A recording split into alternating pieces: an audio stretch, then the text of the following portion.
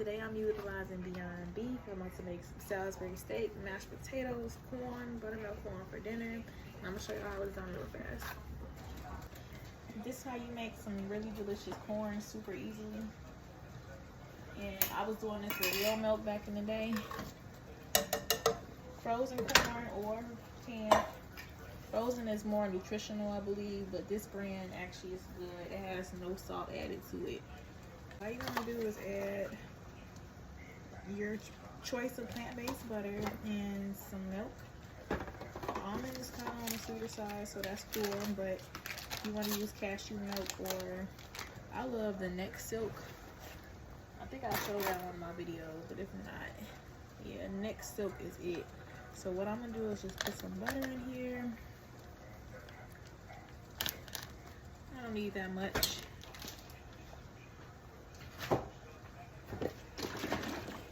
You can do half milk, half water, so you don't use up all of your milk, but as long as you make a nice amount. That's it. Eventually, I use a lot of pepper in my corn. I got that from Texas Roadhouse. All of the items will be linked either on my YouTube channel or Instagram. I'm adding heavy feta, green peppers, onions, and all of this good seasonings. Just like how you would do a regular patty with some food. Regular meat. Mix it in, mix it in, mix it in. I can see it's gonna be good. So then, go ahead.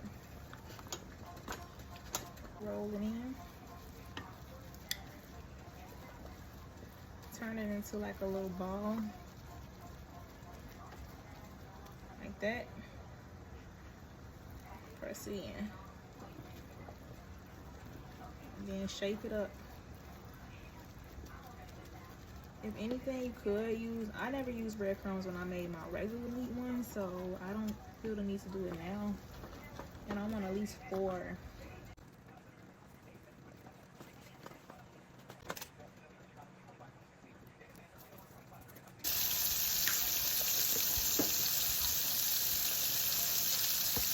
Although I just seasoned it prior, I'm seasoning it again on one side, and I flip that same side over so I can get the other side, if that makes sense, so both sides can be seasoned. I'm adding onions and I'm adding mushrooms to the dish. I already used my patties, and this is a big star to show y'all. It's roasted ground bouillon. I flavored my onions and mushrooms heavily with like a teaspoon of it.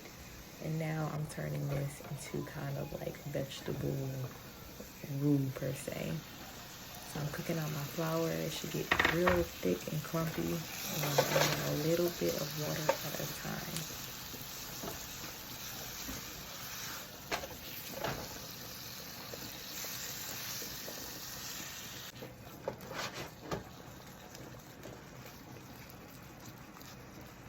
So as you can see, it's starting to turn into that gravy-like consistency. I'd say I added maybe like a cup of water total, but I really just eyeballed it to see how much gravy I needed for my steaks, plus my homemade mashed potatoes that I made too. And if you add too much water, you can always add more bouillon paste. And this is the final result. Honestly, it was absolutely delicious, but I will say I choose Impossible meat over Beyond Beef because Beyond has such a strong taste to it, though. Impossible really allows you to add your flavors into it. But I hope you all enjoy. Bye. Bye.